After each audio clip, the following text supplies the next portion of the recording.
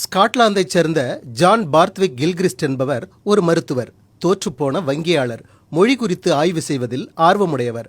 ஸ்காட்லாந்தில் வாழ வக்கற்ற அவர் 1782ஆம் ஆண்டு இந்தியாவின் கிழக்கிந்திய கம்பெனிக்கு வேலைக்கு வந்து சேர்ந்தார்.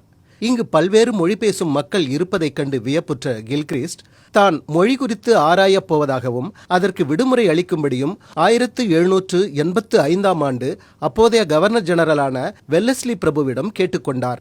ஒரு வழியாக 1787ஆம் ஆண்டு அவருக்கு விடுமுறை அளிக்கப்பட்டது. ஆய்வின் போது இந்துக்களை இந்துஸ்தானி பேசுபவர்களாகவும் இஸ்லாமியர்களை உருது பேசுபவர்களாகவும் இந்தியாவில் இரண்டாக பிளக்க வேண்டும் என்கிற எண்ணம் அவருக்கு உதித்தது. இதற்காக கிழக்கிந்திய கம்பெனியின் உதவியுடன் கொல்கத்தாவில் ஒரு பயிற்சி நிறுவனத்தை அமைத்தார் கில்கிறிஸ்ட். தொடக்கத்தில் ஓரியண்டல் செமினரி அல்லது கில்கிறிஸ்ட் கா மதரசா என அழைக்கப்பட்ட அந்நிறுவனம் 1800ஆம் ஆண்டு ஃபோர்ட் வில்லியம் கல்லூரியாக மாறியது. கரிபோலி மொழியும் உருது மொழியும் இணைந்து அப்போது இந்துஸ்தானியாக வட இந்தியாவில் பேசப்பட்டு வந்தது.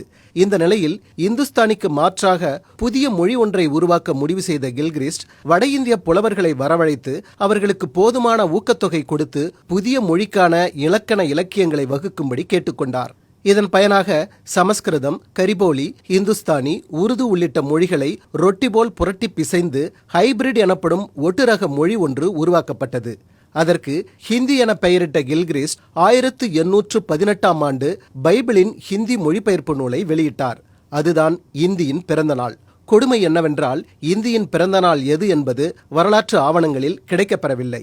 பின்னர் 1826ஆம் ஆண்டு முதல் ஹிந்தி செய்தித்தாளான உதந்த் மார்த்தண்ட் கொல்கத்தாவில் வெளியிடப்பட்டது.